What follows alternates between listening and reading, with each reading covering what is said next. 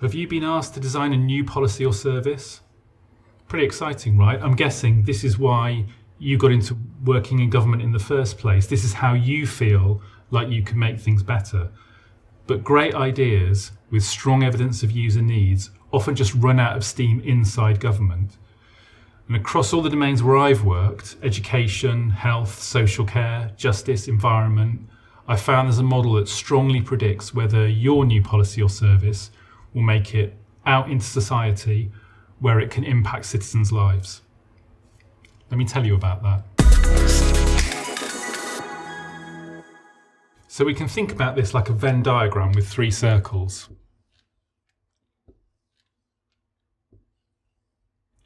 And you want to be aiming at the intersection. You want your solution to be here. So the first circle is policy intent. New policy is always about change, so you need a target. And it's super important that you're really clear what is that change and how are you going to measure it. Sounds straightforward, but in my experience, surprisingly rare that everybody's on the same page about that. And people are incentivized to be deliberately vague about policy goals because they're trying to anticipate what will the minister think? What's going to fly with Treasury? How do we accommodate everybody's needs and opinions? And so the smart strategy seems to be to hedge until things become clearer. But in my experience, the longer that goes on, the worse it gets. And fundamentally, you can't make decisions in the fog. So you need everybody to hold hands around a strong hypothesis or set of hypotheses. You need to ask yourselves, what are our riskiest assumptions and how are we going to test them? And you need to make sure that everybody is okay with those things changing as new evidence comes in. Second circle is user needs. What do citizens actually want to happen in their lives? Not what government thinks they want or what government wants them to want. What do they actually want?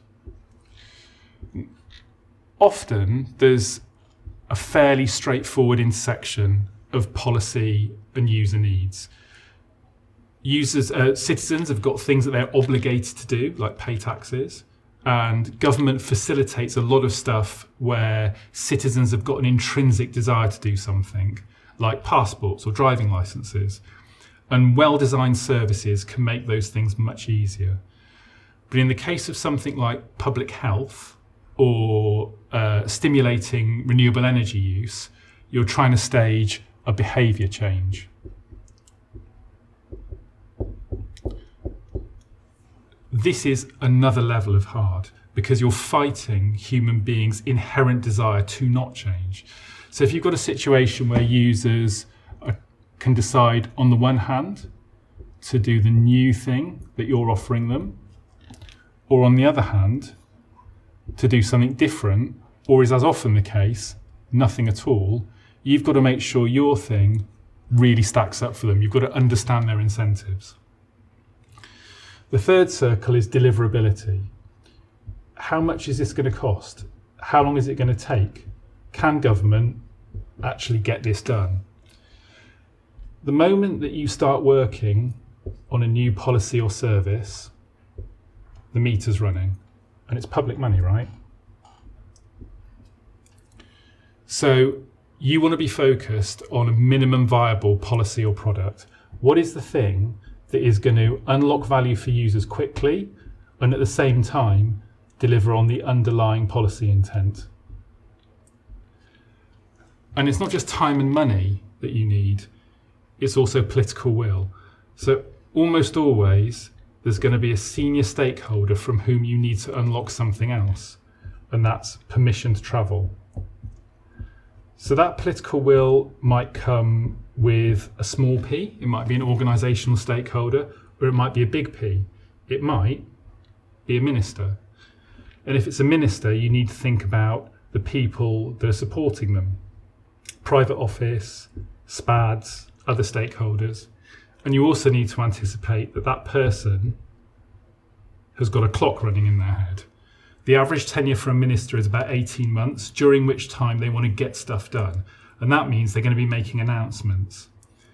If you don't manage that well, announcements can stop you from changing course, even if the evidence tells you that you should be.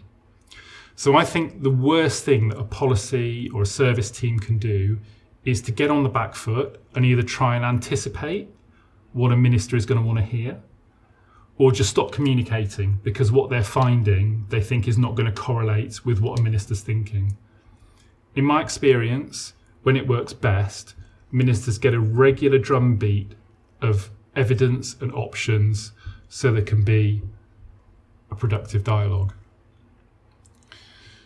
So to summarise then, policy intent, user needs, deliverability, permission to travel. If you're here, if you're at the intersection, then that's a good use of taxpayers' money.